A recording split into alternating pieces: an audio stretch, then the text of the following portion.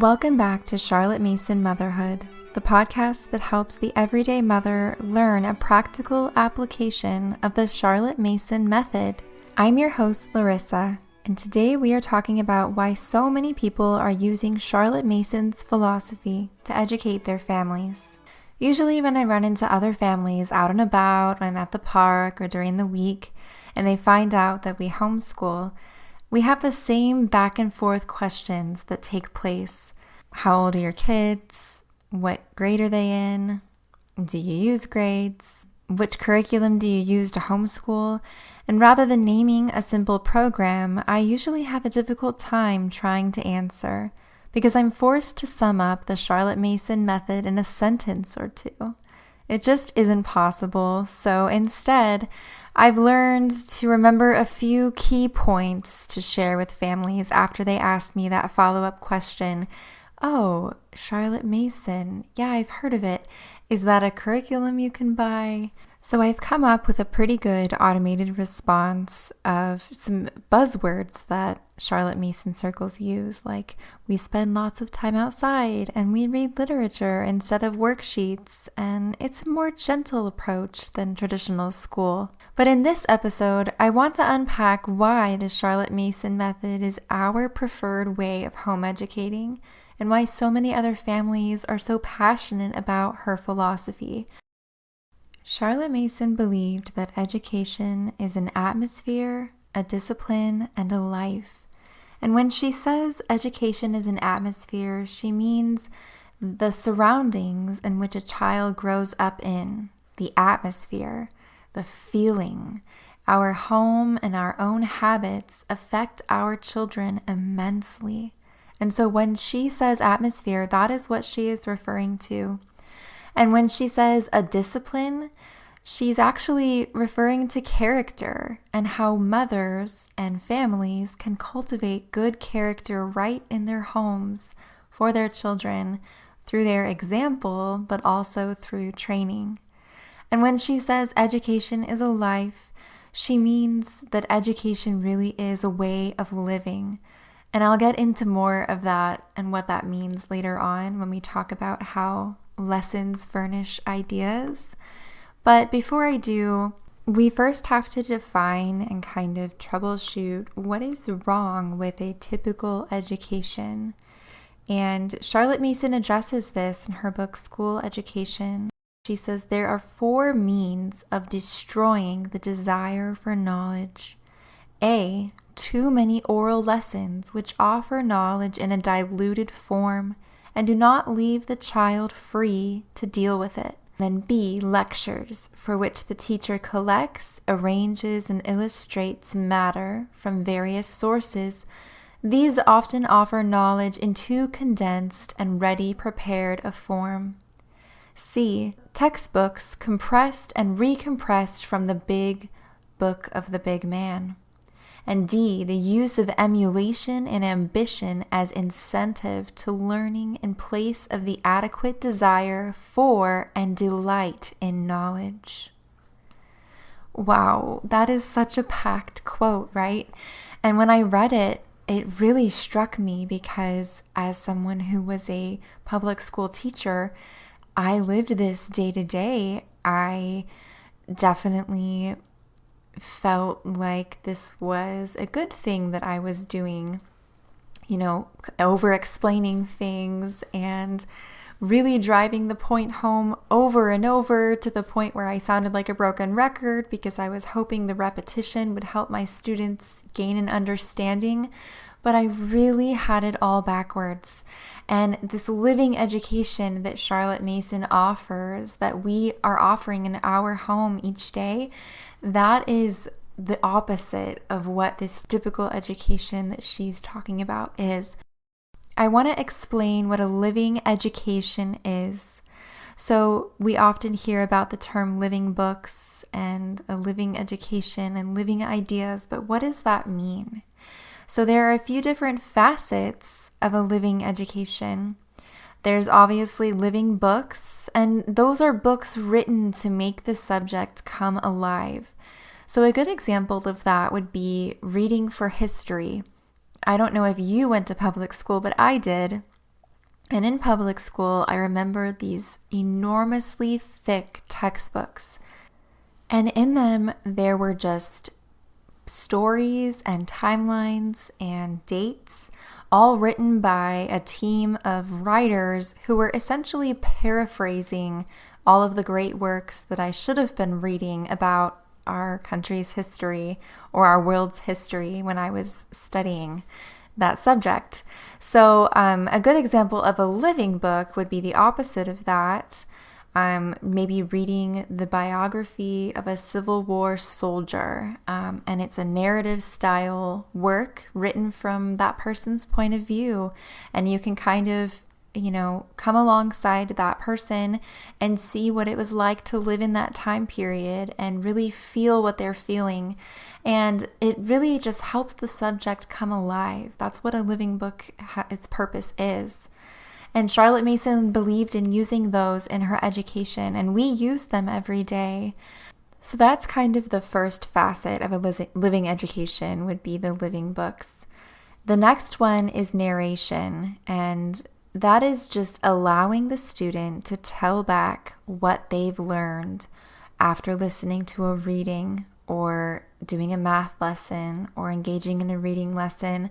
Rather than testing them with multiple choice questions, we actually get to learn what they know and hear their knowledge firsthand in their own words.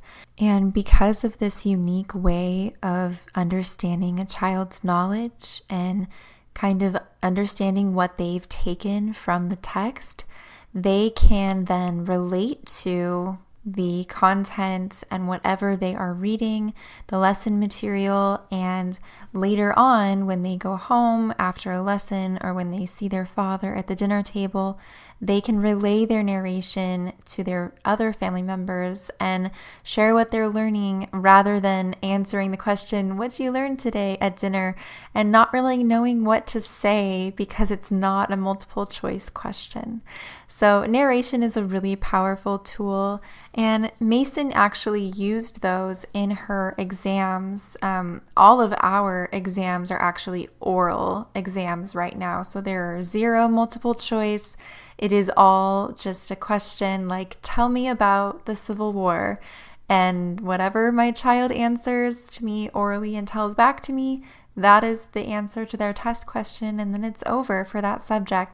That won't necessarily be the case as she gets older, but I will explain a little bit more about that later on. Mason has a really beautiful way of scaffolding narration, and it kind of leads to a very natural progression of being able to write beautiful composition in high school. So I could talk about narration all day long.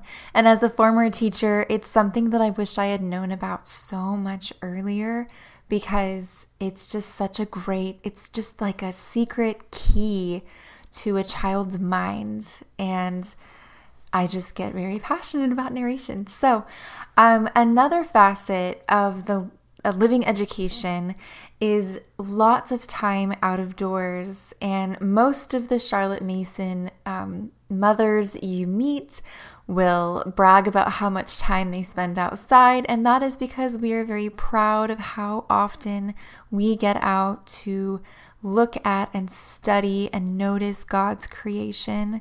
And Mason really wanted students to be out in the world. All of our science for the first several years of school is just natural history and nature lore and being outside and doing field work and nature study. And it's just such a beautiful way to spend childhood. And because all of those hours are spent outside, Mason was able to teach her students, and I am able to teach my children how to be out of doors, how to slow down and appreciate what they see on a walk, how to notice the leaves changing, how to look at the different shapes of different leaves and how they sit upon the stem or the branch. We get to stop and listen to the call of a bird and know whether it's a chickadee or a woodpecker. And it's just those simple acts of noticing and growing together that are just priceless to me. And not only that, but it's completely developmentally appropriate for children to be outside for 2 to 3 hours a day, not only noticing things around them, going on nature walks and doing outdoor geography, but also just playing and engaging and using their bodies and running and jumping and climbing on logs and all of that good stuff. So the fourth aspect of a living education is the arts and the enrichment and what we call the feast. And aside from our typical lessons, which don't seem very typical in a Charlotte Mason education just because there's so much beauty in the literature that we're reading, but another aspect is just all of the wonderful artists and composers that we get to study. Mason had her students study 3 composers and 3 artists per year. She also had her students read Shakespeare, engage in handicrafts like needlework and knitting and paper modeling. We read the Bible every single day. We study the Bible. We talk about it. My daughters are learning solfege, and so they're learning how to sing.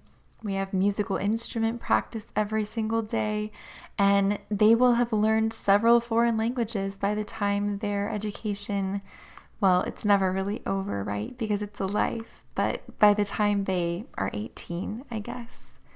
So Mason really did emphasize those beautiful extras that I feel like are so lost in today's society. I, for one, definitely did not receive that sort of beauty. Somehow I was able to take home economics, even though I'm pretty sure they don't pay teachers to teach home ec anymore, let alone like choir and music and all of that good stuff. I know that I was very fortunate to be able to take electives like woodworking and metal shop and home economics, because that is something that is just completely lost on today's society. And those skills I am sort of using as I teach my daughter embroidery this term. And so I'm kind of recalling all of the different stitches I learned in home ec.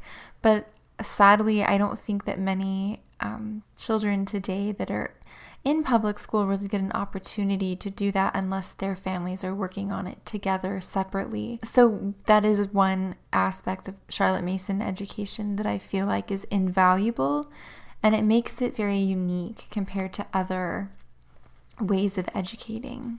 So all of that to say, I use a Charlotte Mason philosophy in our home because her living education provides a literal feast for the mind. It provides my children and myself with living ideas. And Mason writes of living ideas a little bit in her book, Home Education. And she writes, "Lessons must furnish ideas. In this way, give your child a single valuable idea, and you have done more for his education than if you had laid upon his mind the burden of bushels of information. For the child who grows up with a few dominant ideas has his self-education provided for, his career marked out." I just feel so much comfort when I read this, because here's the big scary part of homeschooling, right? Is, do we have what it takes? Can we do this if we don't have a teaching credential? Can we do this if we have 7 children? Can we do this if we have 2 twin infants at home? Can we do this while caring for a family member that's sick? And the answer is yes. You do not have to teach your child everything they need to know. All you have to simply do is provide ideas for them to spend the extra time it takes each day to connect with and read to and love on our children. And the rest, it comes so easily. And I do want to encourage you, because a lot of people have asked me whether or not they can homeschool if they weren't a teacher prior to wanting to homeschool. And Mason says maternal love is the first agent in education, not a maternal teaching certificate, not a maternal knowing everything in the entire world. It's just maternal love. And I can't remember where I read it, but Mason also did mention that we are equipped by the Creator himself, that is the Lord our God, endowed us with this innate ability to teach our children.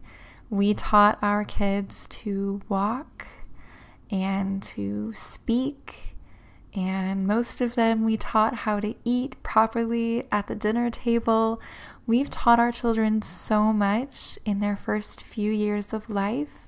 Why are we not qualified or capable or confident in our abilities to teach them at home too? So if the idea of studying famous composers and learning how to knit and learning how to teach your children in the ways of a Charlotte Mason philosophy overwhelms you, please don't feel overwhelmed. Know that there are so many moms out there like you that want to learn more about her philosophy and method, and I am hoping that this podcast and the work I do over on my YouTube channel and my website will help kind of unpack all that a Charlotte Mason education has to offer. And if you don't know how that looks day to day, stay tuned, because I'm going to share so much about all of those wonderful things: living books, habit training, twaddle, what the early years look like, what you can do before you start formal lessons with your kids when they're age 6. It really starts with mom, and that's what we're going to talk about next time. In order to end this episode, I just want to kind of sum up what we've talked about. So first we began with kind of identifying what the problems were with education, and then we talked about what a living education means, and we shared different aspects of a living education. We talked about our ability as a mother to educate our children. The beauty that the Charlotte Mason method offers is unmatched, and could I buy some workbooks and call it a day? Yes, I totally could. I could check off the boxes of getting their math done each day, their reading, their writing, check, and I could keep them on grade level. Is that possible to homeschool that way? Absolutely. But at the end of the day, the question is not how much does the youth know when he has finished his education, but how much does he care?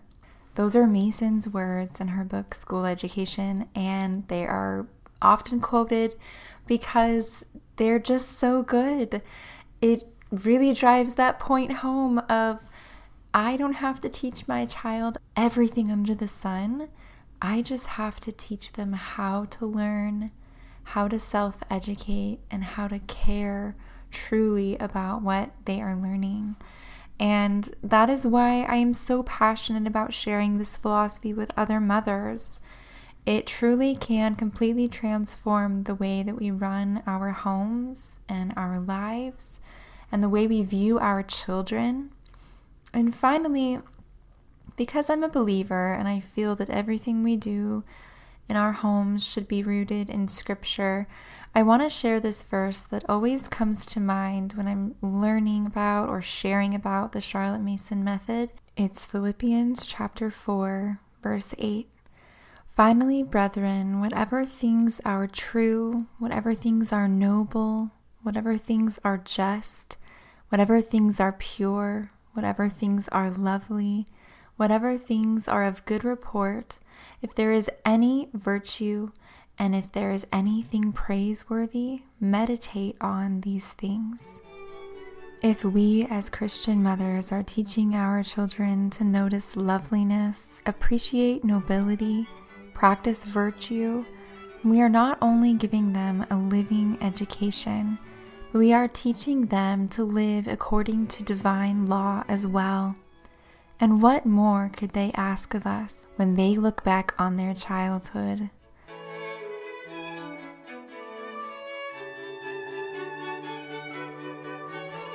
One of the hallmarks of a Charlotte Mason education is narration, the act of telling back. At the end of each episode, I'm going to ask that you either write down or tell a friend, your husband, your mom, whomever, about what you have learned from today's podcast. It is my hope and prayer that whatever you did learn blesses you and your family. Until next time, thank you so much for listening.